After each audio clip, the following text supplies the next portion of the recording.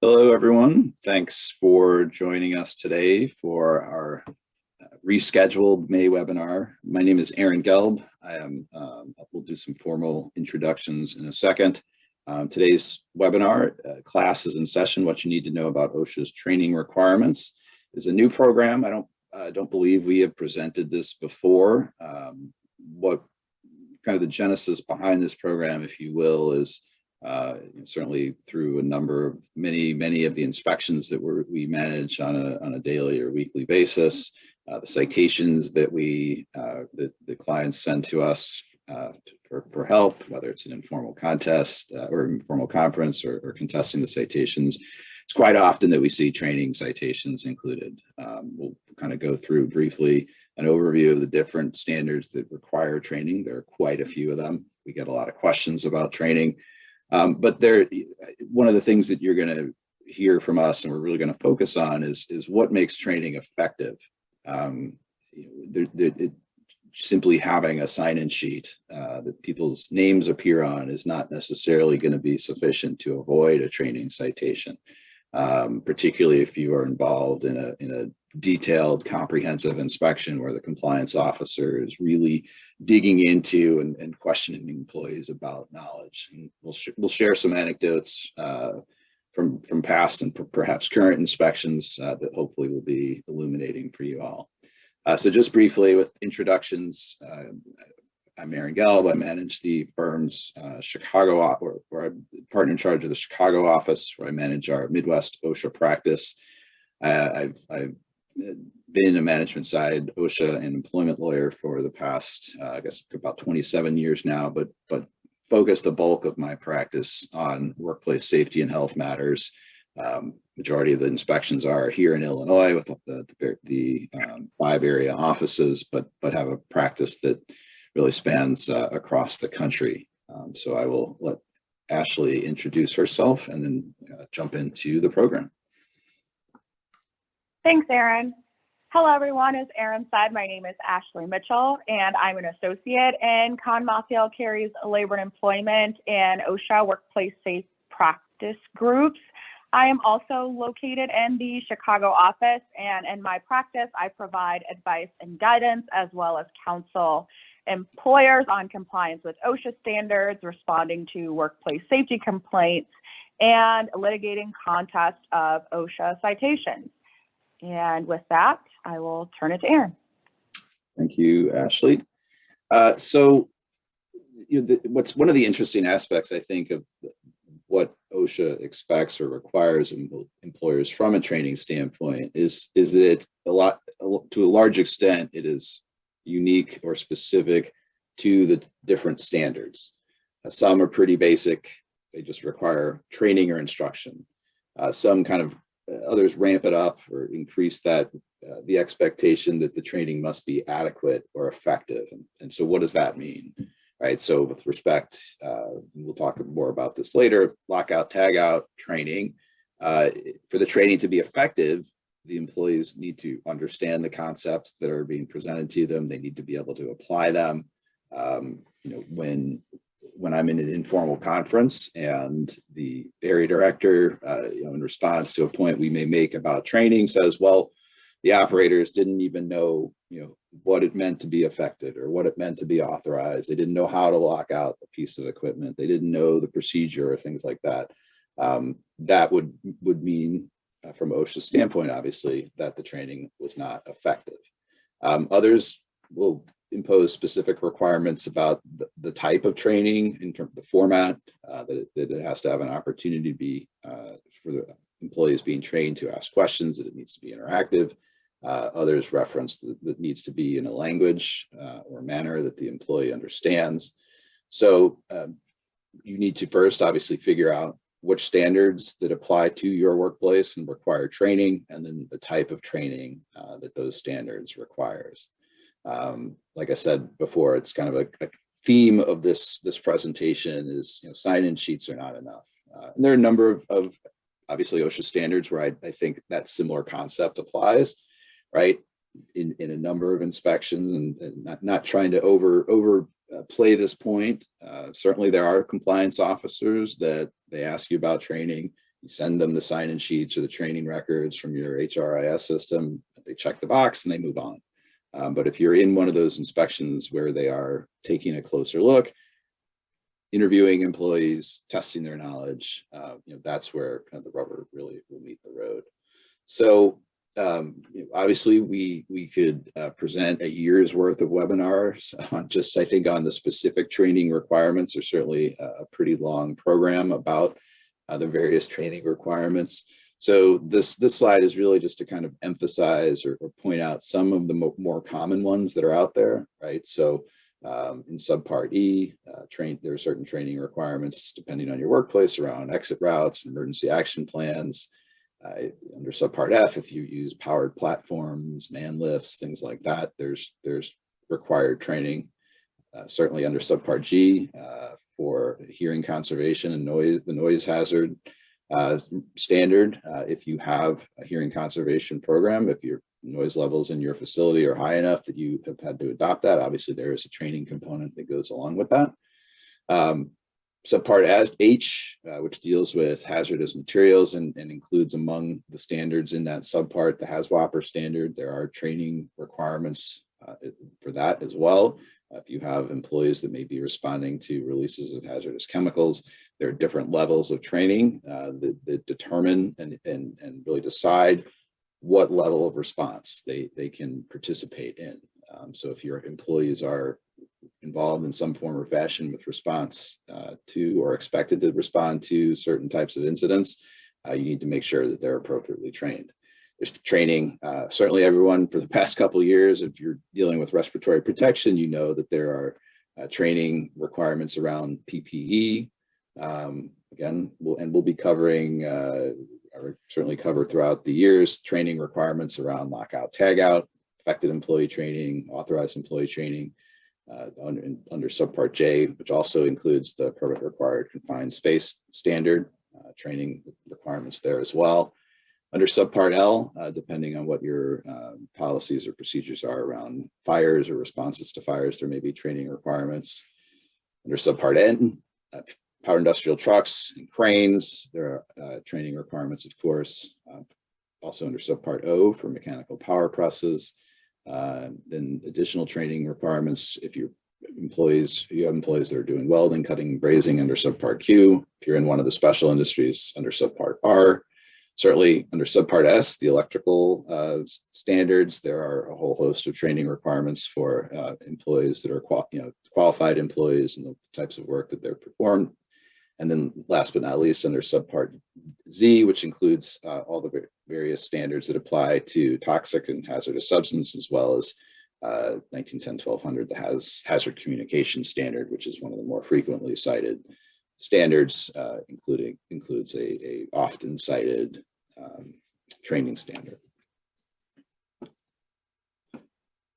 So as I said before, at a minimum, the training has to be provided in a language and manner that employees understand. So the language part, I think, and Ashley will talk a little bit more about this later, is, I think, relatively self-obvious, right? If somebody is getting training in a language that they don't understand, then they're not being trained. If someone doesn't speak English and they attend training in English, OSHA's not going to, will take the position, obviously correctly so, that person has not been trained.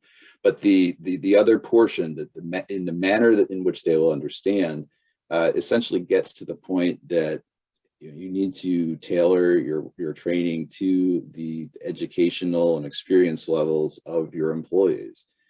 So if you have training, if you have a group of employees who are barely literate or semi-literate, expecting them to read a significant amount of materials as part of their training or review slides like the ones that we're looking at right now, that's likely not going to be deemed to be training that has been presented in a manner that those employees would understand.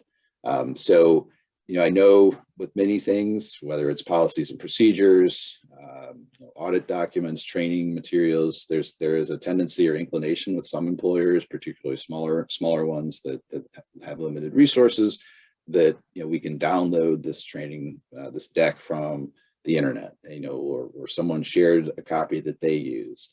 That can be a good starting point, but I would caution folks in simply kind of, take the plug and play approach where you download something from the internet or take something that somebody has been kind enough to share with you and simply roll that out to your workforce without really evaluating and assessing whether it's appropriate, again, from a language standpoint, as well as just kind of the content and the manner in which it is presented.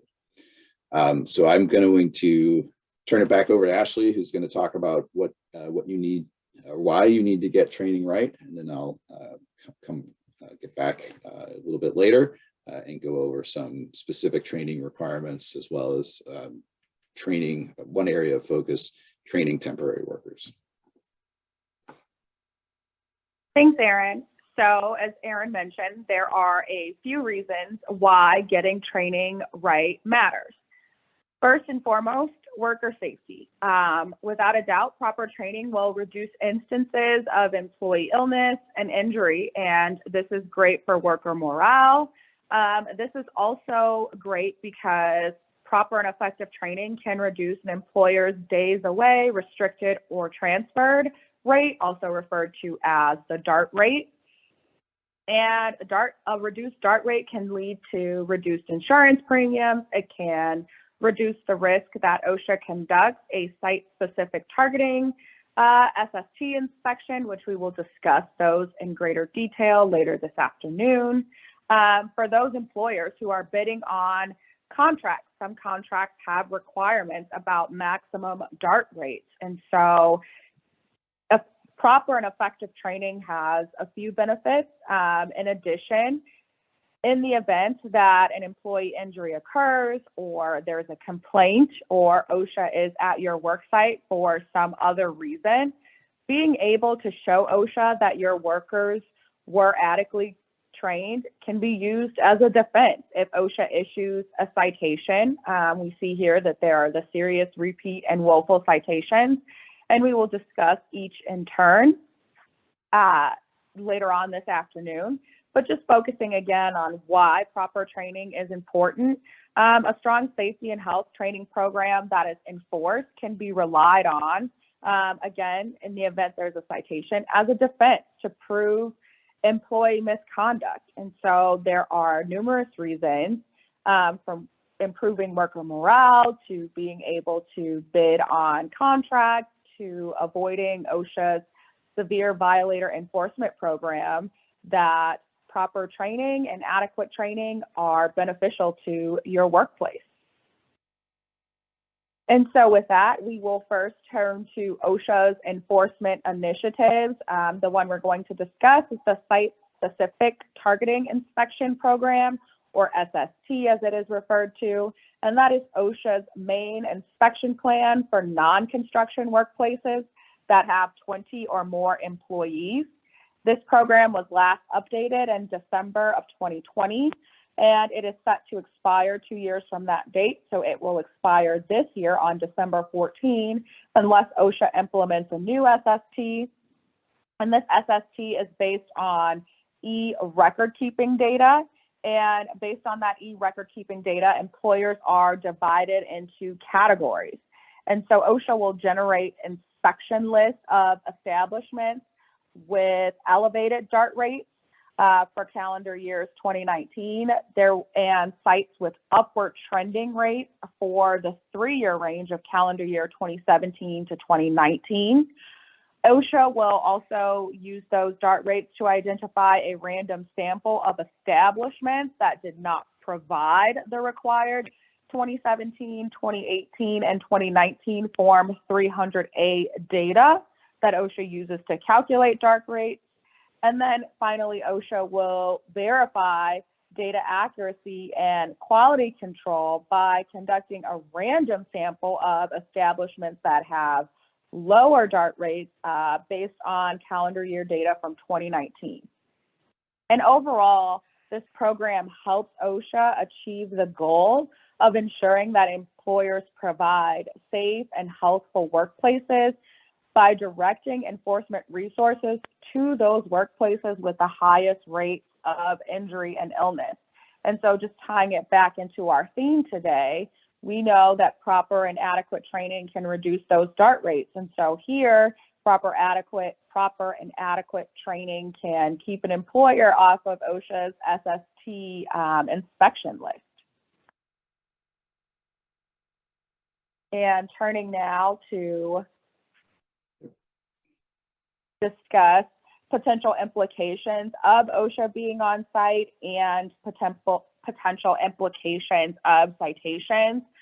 We're first going to look at the serious citation. And so a serious violation exists when the workplace hazard could cause an accident or illness that would most likely result in death or serious physical harm unless the employer did not know or could not have known of the violation.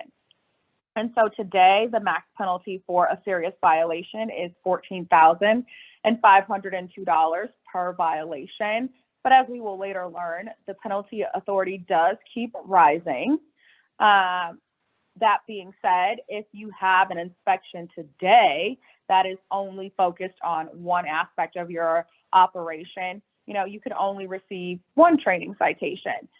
But you should know if OSHA is on site for one reason, maybe an employee was injured for failure to lock out, or because there was not a machine guard, if during that inspection, the inspector discovers, well, maybe that injury occurred because that employee did not receive proper training. For example, they were new to the facility, they were assigned by a temp agency, and no one on site double checked to ensure that that temp employee received training. OSHA could issue a training citation for that. Or maybe it's the case that OSHA's on site for one reason and they come across, or they're on site for an injury, and in talking to employees who were on site during that injury, they come to learn that your workers cleaned up the accident site.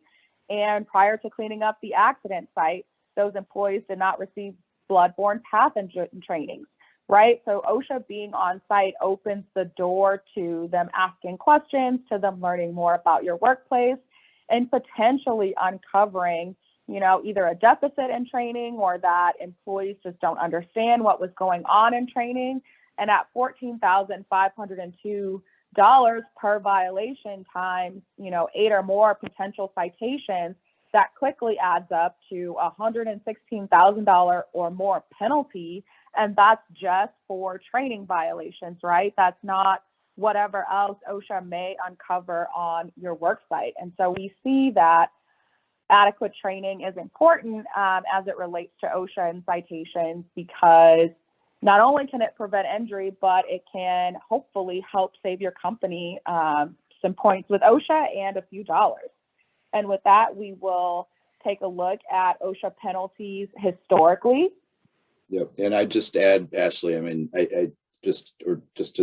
the audience in general, you may be kind of thinking that as Ashley's describing that worst case scenario, that she's exaggerating, but we've worked on cases where someone slips through the crack, or a series of employees slip through the cracks, and they have not, for some reason during the onboarding process, maybe they got training, but there's no proof of it. You can make the argument, you can provide affidavits, and sometimes that'll be accepted. But it's just a great reminder to be sure to have those checks and balances in place, go through the checklist, make sure people got all the training for all the different standards that apply. Because if they haven't been trained, there are arguments that we can and do make, but it's very tough to argue that somebody was trained if they never went through a formal training program. And as I said before, there are a lot of standards that require training. And so if there's a real deficiency in some element of your training program, it would be easy for OSHA, to kind of keep expanding their inspection to look at those other aspects of your training program. So sorry, Ashley, go ahead. Thanks. Thanks, Aaron. So as we see here, OSHA penalties are rising. We talked about the serious violation, which historically was set at $7,000, but as we can see today, is now at the point of $14,502.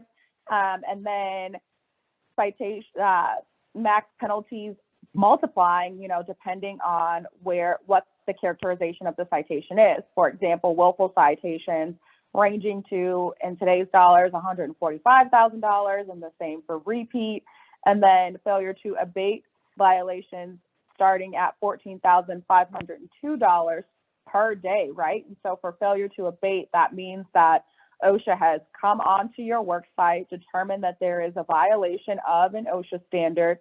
They have given you a certain amount of time to correct that violation, which is called the abatement date.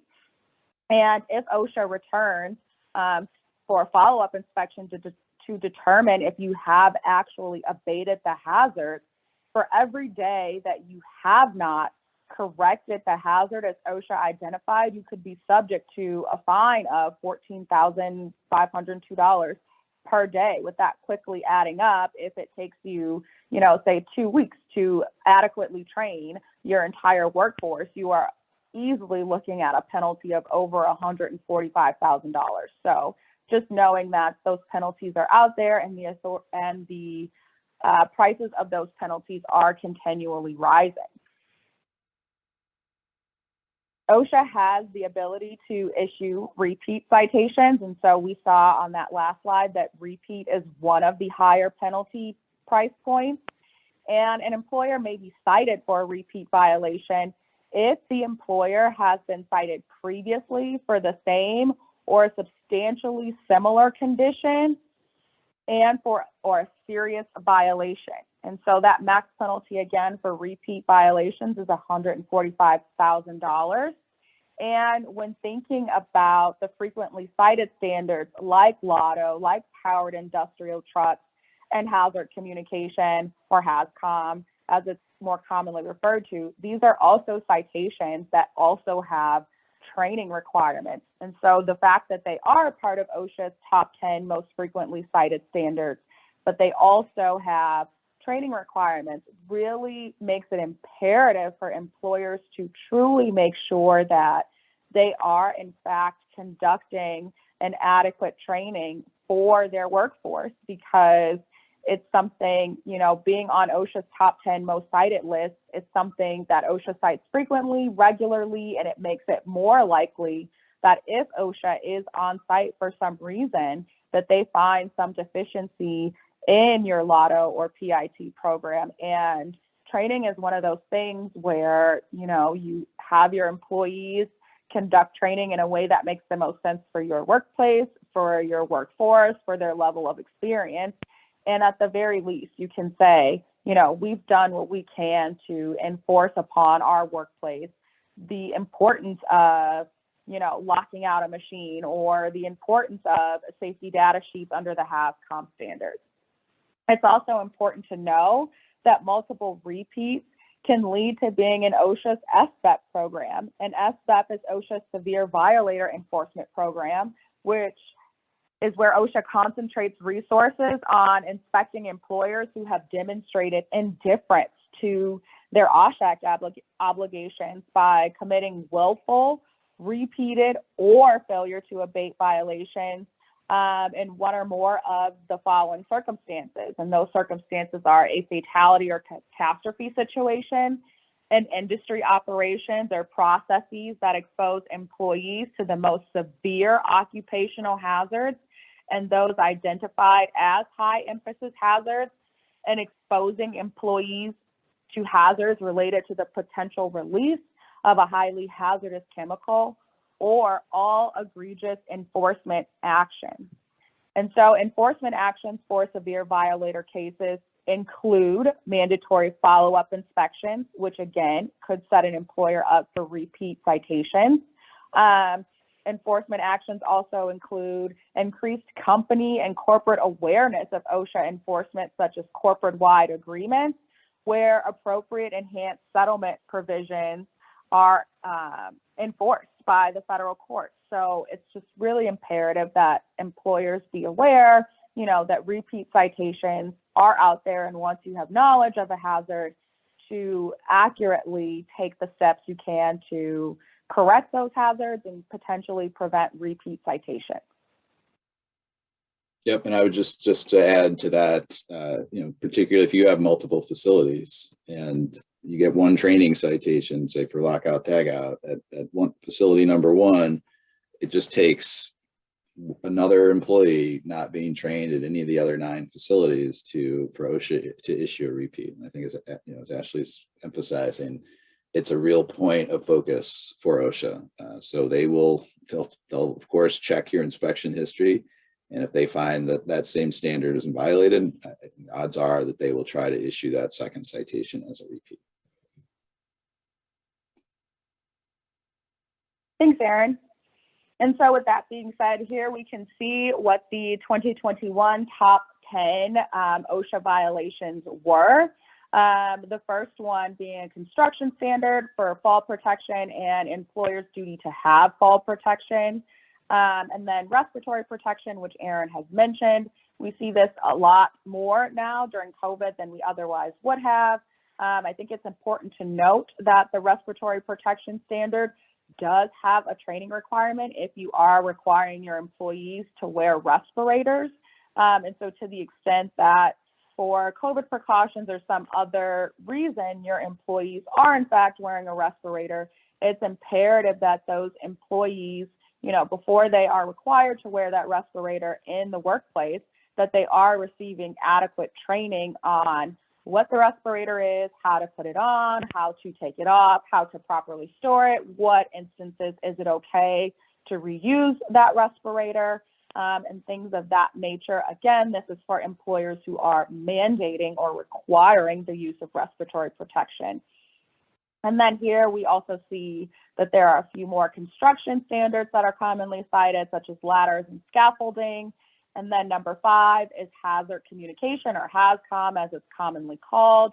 The HAZCOM communication in itself absolutely has training requirements where employers are required to inform employees, what the hazardous chemicals are at their workplace, where they may find the safety data sheets, or SDSs as they're commonly referred to, for chemicals that they may be working with or exposed to, how to access those and what to do if they are unable to access those, what common information they may find on an SDS, and just generally what that SDS means for the employee and your workplace. Number 6 is the LOTO standard, lockout tagout. There are numerous training requirements here as well. So I won't belabor them. You've heard Aaron mention affected versus authorized employees. And I think in our practice, that is something that we see pretty regularly. Just for employees who are affected, it's really imperative that even though they are not the ones actually applying the lock to take the machine out of service, that they understand what that lock is, what it means, and what they should or should not be doing when they see that lock. Fall protection, again, falling under the construction standard, as well as the eye and face protection falling under the construction standard, and then PITs, the powered industrial trucks, and last but certainly not least, machine guarding, which, like all of the others, as we've mentioned, has quite a few training requirements. And so again, I won't belabor those, but making sure that employees truly understand, what that guard is, the purpose of the guard, under what circumstances they should bypass the guard, they should not bypass the guard. And I think that that one works hand in hand with the training that you're giving for LOTO, right? Because typically employees are not bypassing guards unless there are some sort of LOTO or a LOTO exemption. Yeah, just to clarify, the 212A1 or 212 does not have a specific training requirement, but there are other sections or standards within it, such as the mechanical power press standard, that would have training requirements. But as Ashley said, I think the key takeaway is, even though there's not, unlike the LOTO standard, which has specific training requirements, you obviously absolutely should be training your employees not to bypass, remove, defeat guards, not to reach in. That's part and parcel of a basic safety program. I think we can. Yeah, go ahead. Sorry, Ashley. I was just going to say, not to belabor this, but OSHA has certainly amped up its focus on reinspection, leading to a focus on repeat violations, as we can see here. And I think you're going to say we don't have to belabor this one. Right. Yeah, I was just going to say that just the takeaway is the ever increasing percentage of citations that are issued as a repeat. It's something that we saw, you can see from 2002, up till the present, but particularly in the last couple of years, that it's a pretty significant increase. So I think just to reaffirm that point. Yeah. Thanks. And so we've talked about the various types of citations. Another type of citation that OSHA can issue is a willful citation.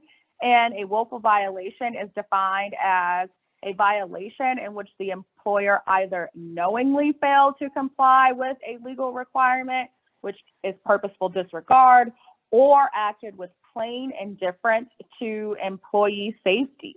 And so the question here is, as it relates to today's training, how will OSHA interpret failing to provide training, for example, in a language in which your employees use regularly and it's something other than English? Well, it is expected that, you understand as the employer that you have training requirements, as we've mentioned, under the LOTO standard, under the HASCOM standard, right? You have these training requirements for your employees. And then you as the employer also have knowledge that your employees did not or do not speak English as a first language or are not proficient in the English language, right? Especially where you have a contingent of workers where it's pretty obvious, that English is definitely not their preferred language, not the language in which they will have the best comprehension, if any comprehension at all. And then in spite of all of that, you as the employer allow those workers to participate in an English training session without providing any translations for that employee or that group of employees in a language, that they are able to understand. That is the basic showing for a failure to train violation. And so even though those employees who are not, proficient in English are sitting in the training, they participated, and you check that box, it's not sufficient because they weren't able to understand the training and engage with the materials in a way that would have made that training adequate. And so the point here, it's really not sufficient to just check the box that the training occurred. It has to be the case that the training was presented in a way that employees can understand, especially when thinking through training as a means to keep employees safe, when thinking through training as a means to reduce instances of injury and illness, and when thinking about training as a potential defense to an OSHA citation. Employees really do have to be able to understand and engage with the training in a way that's going to result in them understanding. And then here, OSHA also has the ability to issue a per instance violation. And so we see that the rule requires that employers train each affected employee in the manner required by the standard, and each failure to train an employee may be considered a separate violation. And so I know Aaron has said that we are not exaggerating when we say, we have seen it be the case that sometimes employees fall through the cracks, right? Maybe there was a training and they were absent on that day, or for whatever reason, they could not participate in the training. Those can, in fact, result in per instance violations. And so if it's the case that you have multiple employees who were not trained on the HASCOM standard or who were not trained on the LOTO standard, OSHA can make for each and every single employee who was unable to be trained, right, they can make that a per instance violation of the standard. Right, and like Ashley said, I mean, it is reserved for egregious instances. So don't want to create the impression, as I said before, in my portion about someone falling through the cracks. OSHA will not issue per instance citations if one or two people fall through the cracks. But I think consistent with what Ashley's been talking about regarding language. For example, if you had an entire department or maintenance team where nobody spoke English fluently and they had all been trained in English, particularly if there's a serious accident, it could be something that OSHA explores. We don't want to try to scare anyone unnecessarily. Per instance, citations are very rare, but if you're trying to make the case internally for why you need to ramp up your training, particularly if you see some sort of kind of systemic level issue with the training, it's a worst case scenario. It's, again, not something that we're saying is very likely to happen, but it's also something you would never want a senior leadership to say, well, nobody told us we could get a $1.5 million fine. No one told us that we could get a per instance citation for each employee that was not trained. So hopefully nobody here listening today or to the recording in the future, has that level of a effective training program. But it is something that is out there. It's a tool in OSHA's toolbox if they want to really drive a message. It's used sparingly, but it's out there.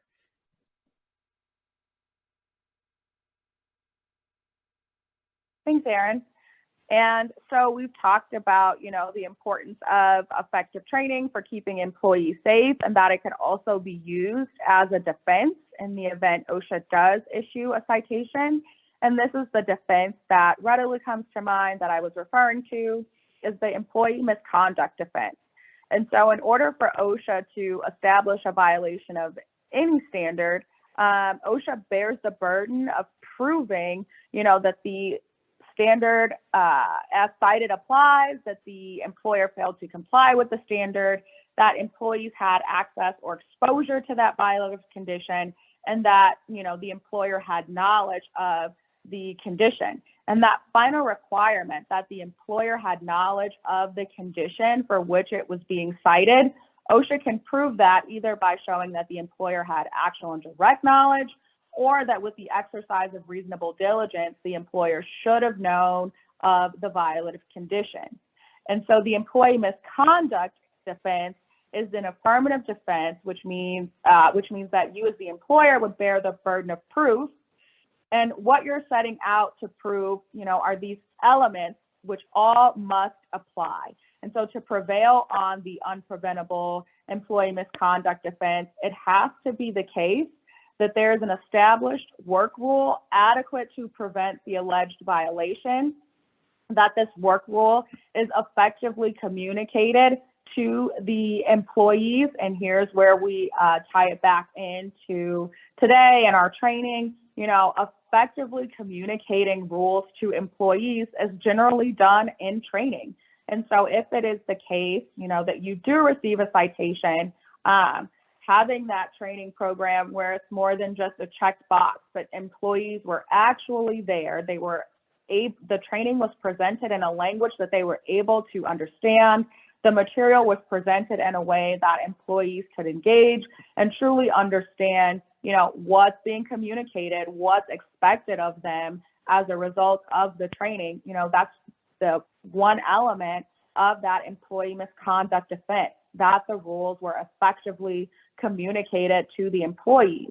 The third element is that once that rule has been communicated to employees, employers have established methods for discovering violations of the work rules, whether it be, you have your supervisors going around doing periodic visual inspections, or you are, every time you have instances of having issued discipline, or either verbal or more formal, for employees who have not been following those rules. And maybe it's the case that you are also able to show that if you've observed an employee not effectively following the rules, or just unable to follow the rules, that you are retraining those employees, because maybe you've identified that that's a deficiency in their understanding of the training, right? Whatever that may be, that you as the employer have established methods for discovering violations of the rule, and that this alleged violation is one that you did not know about, and it's an isolated violation of those rules that are effectively communicated to your employees. And then last is the establish effective enforcement of the rule when violations are discovered.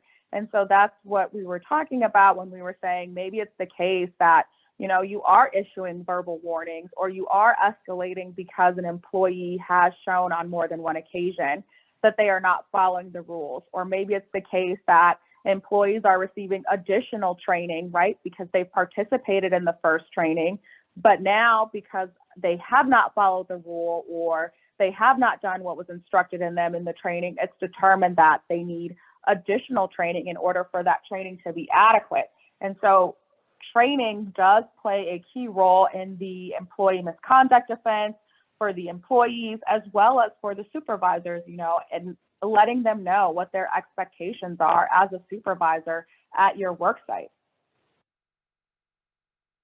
And so to sum it all up, effective training is more than a checked box.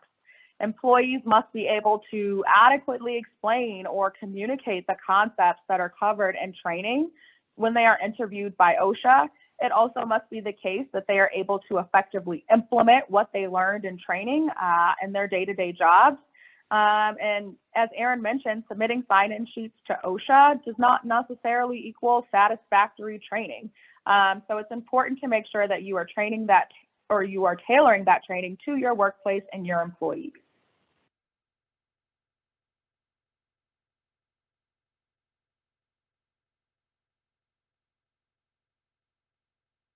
And with that, I will turn it to Aaron for training temporary workers. Thank you, Ashley. So I want to go over, kind of shine a light, if you will, on training temporary workers. It's something that's, I think, far more frequently kind of overlooked than training your own employees, right? And there are a number of reasons for that. There may be some recency bias in that I've had a number of inspections recently where clients had ample records of training for their own employees, but when kind of pressed to establish that temps were trained, the temp agency didn't have the records confirming that they had trained the people before they were sent over to the host employer. I think that's something that's been exacerbated by the pandemic. A number of clients, I think, that you perhaps used to train the temporary workers when they arrived, rather than have gatherings of people who were in close contact. The preference was kind of, or the process was shifted to the temp agency to do that training. So I just want to go over some key ways that you can address that and just kind of orient you all to what OSHA's expectations and preferences are. And so hopefully everyone is familiar with OSHA's temporary worker initiative. There's a lot of information on OSHA's website that details the various areas of focus or emphasis for this initiative. And there is an entire kind of white paper, if you will, that OSHA has written specifically on training temporary workers. And I think the key takeaways from that, I've reviewed this and a number of the other documents from the temp worker initiative, that obviously temporary workers are entitled to the same protections as all other workers or employees at your site. And that includes training. OSHA's expectation is that the staffing agency and the host will share responsibility for training and temps, right? And that seems like a simple enough concept, but in my experience, how you execute that can be a challenge. It's going to depend on your relationships with the staffing agencies. It's going to require, based on your workforce, your workplace, the types of hazards, the type of work that your temps are expected to do or likely to do. And it's important, I think, particularly in today's day and age with the challenges that many, if not most, employers face with respect to staffing. And what I've seen is an increased reliance on temporary staffing. Those workers need to be provided with that training before they begin work at your facility, your location. That doesn't mean, so that means that they don't show up, start work, and then get trained while they're working. Certainly there are on-the-job trainings that they will receive, but there are certain training that they need to have been given before they begin work. Now the host employer and the agency can decide on a division of training responsibilities, but that should be documented so it's clear as to what the expectations are as far as who will train on what topics and in what manner. It's not uncommon in my experience to see a staffing agreement where the training responsibility is accorded to one entity, and that is not what is happening. So I've had host employers that believed that the staffing agency was responsible for the training, but that was not reflected in the staffing agreement. So you should work with and coordinate with the staffing agency to ensure that you are informing each other of what, when, and how training is being completed. And just like for those of you that have children like I do, people pointing at each other, it's their fault, it's their fault. Obviously, if you say that the staffing agency was supposed to present the training and they say that you were supposed to do it, that's not a way to avoid a citation. It just probably means that both entities may receive a citation. So for the host employer, what are your responsibilities? Typically, and this, right, a lot of this is intuitive, the host is expected to provide training on the site-specific hazards.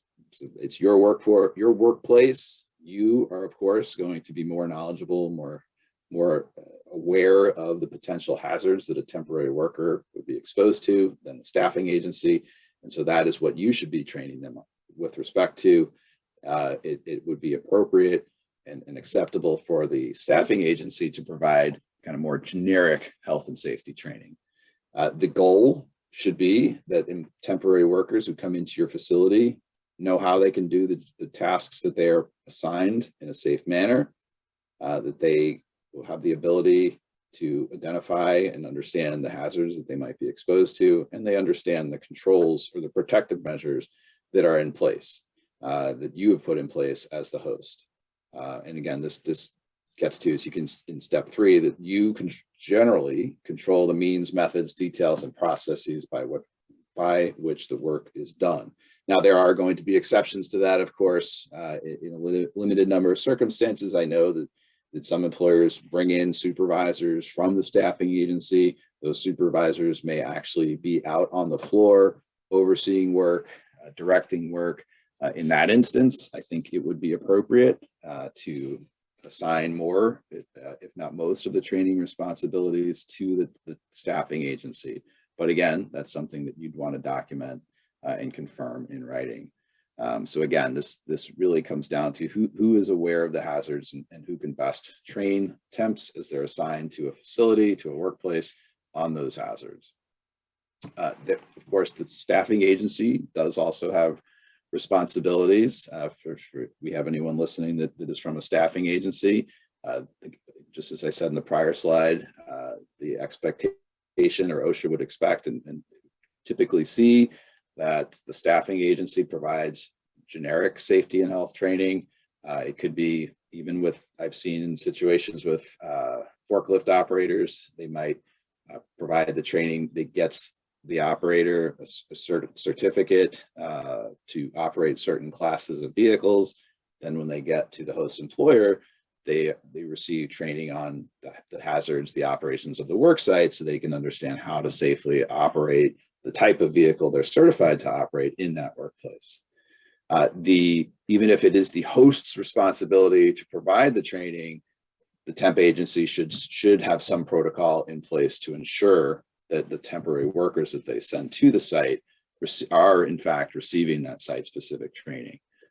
You think about it as sort of a exchange of information. If you are dividing responsibility for training, you would like to see that the staffing agency notifies the host that they have sent, everyone they've sent over has received the generic safety and health training, and that the host would in return confirm to the staffing agency that they have provided the site-specific training.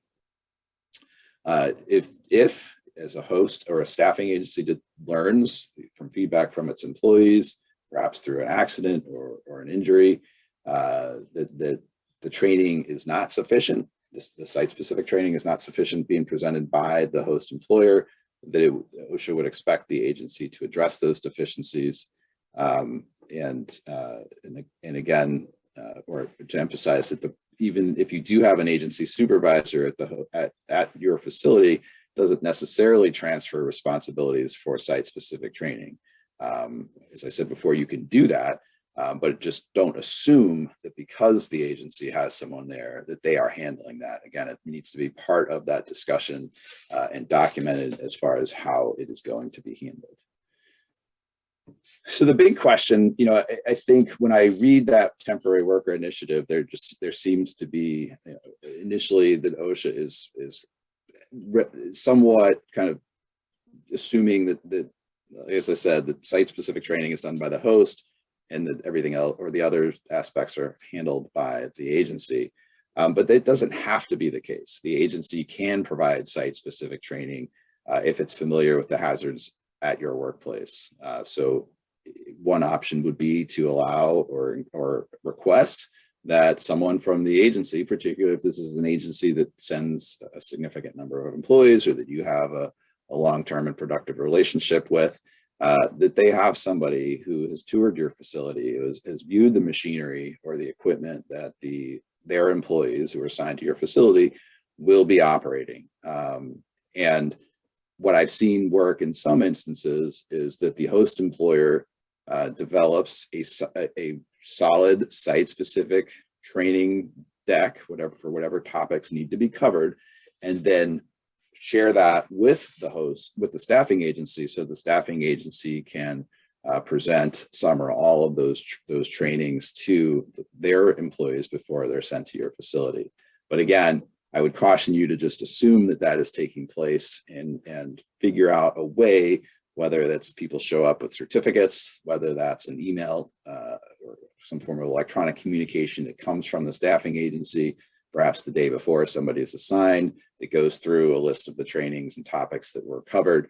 So you can be assured, for example, if you have a temp who's going to be working around or near equipment, even if they're assuming they're not an authorized employee for lockout tagout purposes, if they're working around equipment that may be serviced and maintained by your authorized employees, that they have received sufficient affected employee training.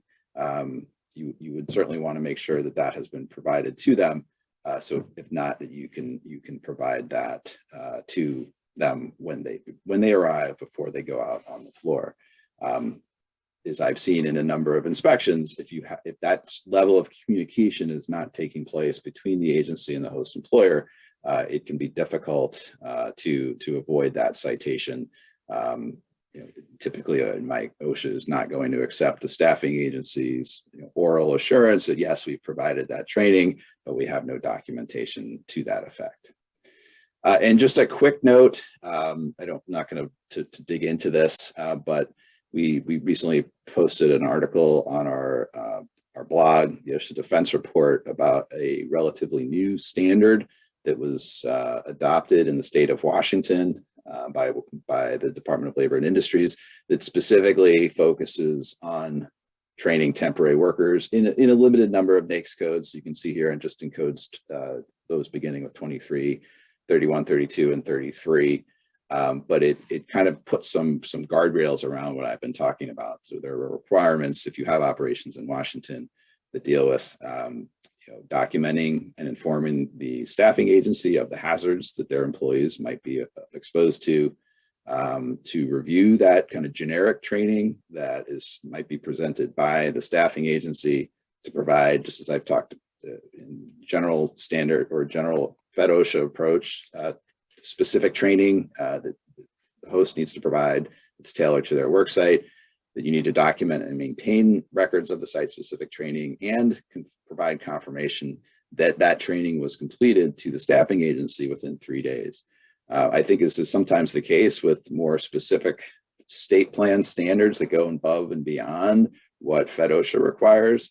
If you adopted an approach like this, I think that would almost assure you that you would pass any inspection at the Fed OSHA level that gets into training of your temporary workers. So in the remaining time we have left, just wanted to highlight a few specific standard-based training requirements. We've talked about a number of these, if not all of them already, so I won't dwell on any one in particular. The permit required confined space standard, 1910-146G, imposes specific training requirements for employees who are going to be working in permit required confined spaces. Like a lot of, again, this is intuitive, right? That they should be trained on these issues before the work is performed. If their duties are changed, they need to receive additional training. If you change your permit required space operations, you change your procedures, you're going to need additional training. And again, if you're, I'm sure you're familiar with the last reason why you would need to be providing training, which is very similar, something we see across a number of standards, whether it's power industrial trucks or lockout tagout. If an employee does something wrong, right, they fill out the permit incorrectly, they don't perform one of the required tasks, whether it's air monitoring or some aspect of pre-entry assessments. One way to find these issues is to review your permits, right, which is something you should be doing anyway. But if you're in the process of reviewing permits, you see somebody fill them out incorrectly or that they missed a step, that's another thing that's going to trigger a need to provide additional training. And so again, particularly with higher hazard activities like doing work in permit required confined spaces, it's essential to establish that the employees understand that they're proficient in the duties that they're going to be carrying out. And so this is another one of these standards, another inspection that or citations that were referred to us by an employer, where the feedback that I got from the area director and estate plan was, when our compliance officer was interviewing the employees, they could not explain what was expected of them, what step by step, what they are supposed to do before and when entering a permit required confined space. So it's not necessarily enough that someone answers a handful of questions on a test at the end of the training. Obviously, that's a good indicator. But this is, I think, certain topics like permit required confined spaces and power industrial trucks and lockout tagout are standards where we find the employers that have the best outcomes are those that are regularly covering these topics during the course of the year, whether it's with refresher training or toolbox talks, safety stand downs, or things like that. I know we've talked about lockout tagout training at length. One thing I've seen a fair number of times in the last few years, certainly here in Region 5, there's been a particular emphasis just from the cases I've seen with employees who are trained and considered to be affected employees, but who are performing tasks that OSHA believes require lockout tagout, so jam clearing, some other task pursuant to the minor servicing exception. Then OSHA will take the position, if those people have been trained as affected employees, but they're performing what they think is authorized work, that you failed to train them as an authorized employee. So you really kind of take a critical look at who is getting which training, who's being trained as an affected employee, who's being trained as an authorized employee. Is their training matching up with their duties and responsibilities?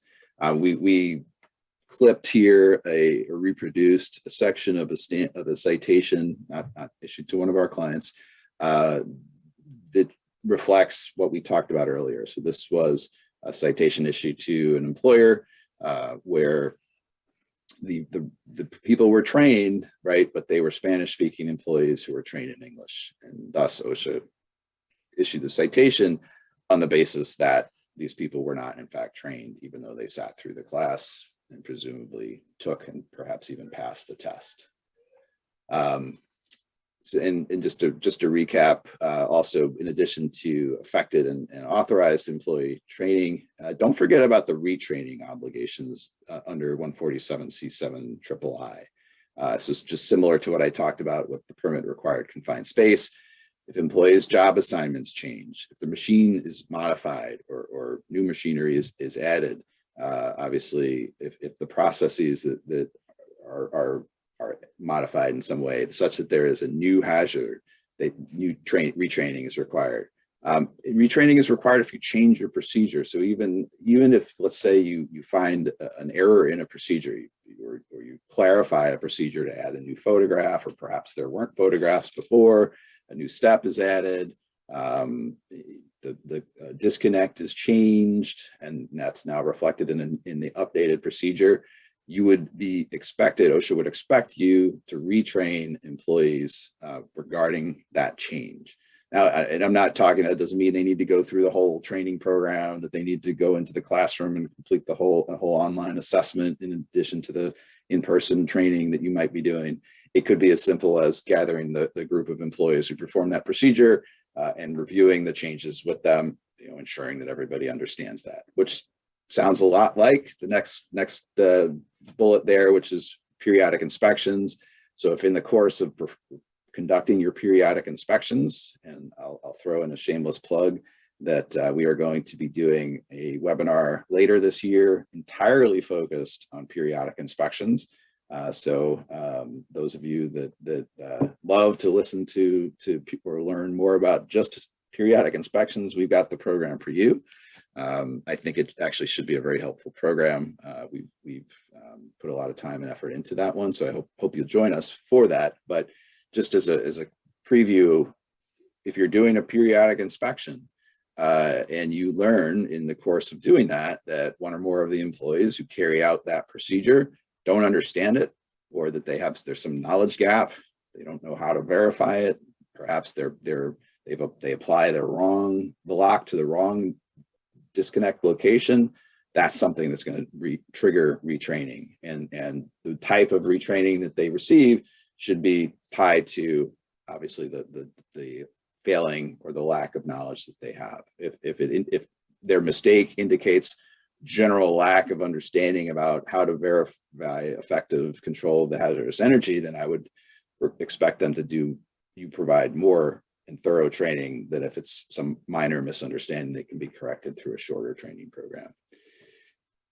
And then just on the remaining few slides left, don't of course, and Ashley referenced this, bloodborne pathogen training.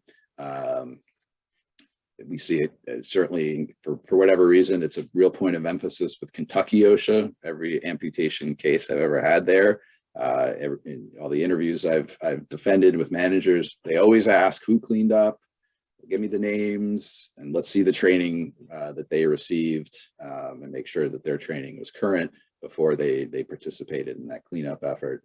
Again, this is the bloodborne pathogen standard is one of the standards that has this very specific requirement that the training materials have to be appropriate in content and vocabulary to the educational level, literacy, and language of the employees used.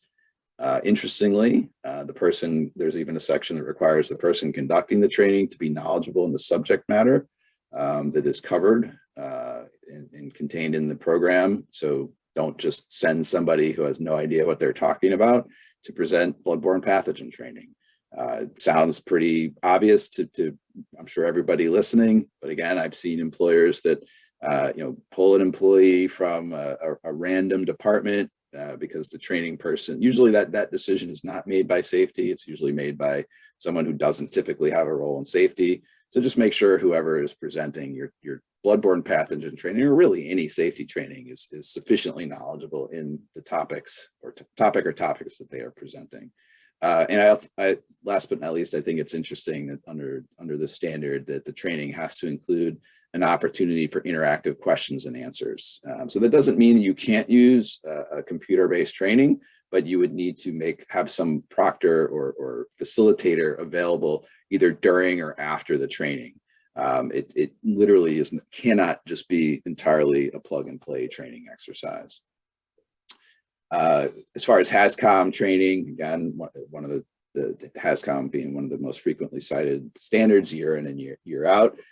Training is one of the elements that is cited quite frequently. And so it doesn't necessarily have to be specific training about every single chemical. That, as you can see here, one way to satisfy the standard is to provide training that covers the categories of hazards. So if you have a variety of different flammable chemicals or carcinogens or other specific chemicals, you can focus your training on the types of chemicals that are present. Obviously, when you introduce new types, you would need to then add additional portions to your training program. So that is, let me just make sure. Yep, that is our program. So in the history of ConMassiel OSHA training, you know, we all love to talk. We all love to nerd out, as Eric always says, on OSHA topics.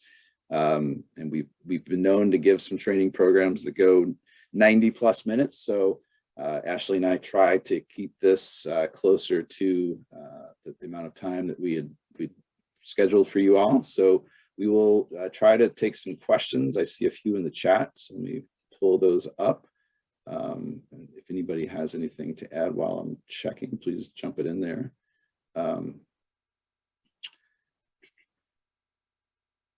All right, so the first question, I'm going to run through these quickly in hopes of getting you all back to the rest of your day.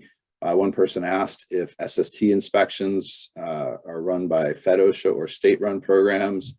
The SST inspection program is a Fed OSHA creation. There are similar, I'd have to check and defer to my colleagues in California if California has something like this. I know California has high hazard industry inspections that may have a component that is like SST. I'm not entirely sure, but I have not defended an SST inspection conducted by a state, but that does not necessarily mean that they are not done. I think it is, in my experience, primarily been a Fed OSHA initiative. Can OSHA cite failure to abate per location? Is potentially, but really, the failure to abate citation is going to be tied to the citation that was issued, the underlying citation, and citations are issued on a location basis. So unless you have committed to completing abatement on a multi-site basis, which is rare, and I would be very, very cautious about doing that as part of a settlement agreement. I wouldn't think that is a risk, but again, that would be a specific question that we'd have to look at potentially the settlement agreement. But a citation itself is going to be focused on a particular work site. Another question was whether these requirements provide to or apply to contracted employees. So I think whether it's a contract worker or a temporary worker or a contingent worker, whatever label you affix to the person's role, if they are working at your site, your location, and you control the hazards and can prevent and protect them from those hazards, then there would be expectations that go along with that. Of course, depending on the contract relationship, again, if it's a different relationship than, say, a typical staffing agency, there may be different responsibilities and different, the contract would call for different entities to provide that training. But I think the bottom line, OSHA is going to be focused more on, they're going to look for somebody to assign that responsibility to. If people are working in your facility and they're exposed to a hazard, they need to be trained about those hazards. And if there are unique aspects to the relationship, then that's something we could certainly discuss offline if it's a particularly unique situation. So let's see, an interesting question from a person in manufacturing who notes that our temporary workers get general safety onboarding on day one by the host. They don't always get the more detailed training. What is the general rule for such training if they are only working on site for a small period of time, such as 3 months? I think kind of consistent with what I talked about earlier, it's going to depend on the hazards that they're exposed to. So if your temps are primarily, let's say, sweeping, doing general cleaning, maybe assembling boxes, removing product from, like a frozen food manufacturing client of mine, they remove the frozen food from the box and they put it at the end of the line. They're not exposed to any moving equipment. They're not present if people are if there's lockout, tagout taking place. then, I think the training they get is going to be different than some clients have temps who are sent to them with the idea that they can operate a forklift. Some temps will perform lockout, tagout, longer term temps, I think consistent to kind of the spirit of the question. So to me, it would really determine, what sort of work they are doing. And it's not really the duration of their assignment. So, if you have someone, wouldn't be my advice, but you have someone who's going to be performing lockout, tagout, and they're only there for 3 months, they need to be trained as an authorized employee. It doesn't matter how long they're there. And then just really looking at your general onboarding training to assess, are they, if they're in the workplace, right, for whether it's 3 hours, 3 days, or 3 months, they could be exposed to chemicals. So they need to have the HAZCOM training. They could be, depending on, if assuming, again, you're not asking them to clean up.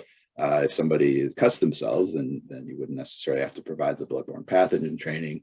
But there are going to be, I think for the most part, in my experience, that general onboarding safety training should suffice. But again, look at the work that they're doing, and that should really drive how you're training people.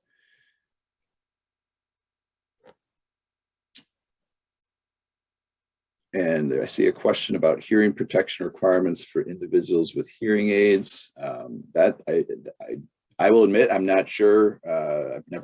That's a question I've never been asked. I mean, typically what I was referring to there is if your workplace has noise levels that trigger the requirements under 1910-95, and that you have to adopt a hearing conservation program, that there then is training that attaches there. But I'm not aware of any specific training for employees simply because an employee wears a hearing aid.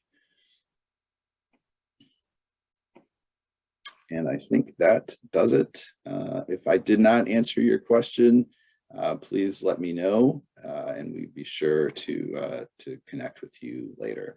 So thank you, everybody. Ashley, I know it's been a little while since you finished your portion. Anything to add? No, Aaron, that covers it. Thank you. Thank you. And I almost hesitate to mention that we still have our COVID-19 task force, although fortunately we've not been as busy of late, at least in general industry. We're still very busy. If you're a healthcare employer, you hopefully know about the enforcement blitz that OSHA is conducting. Ashley and I are working on several such inspections. That blitz will go through the middle of June. So there's still about 3 weeks left. If you're in healthcare and you have any questions about the blitz, let us know. We can walk you through what to expect.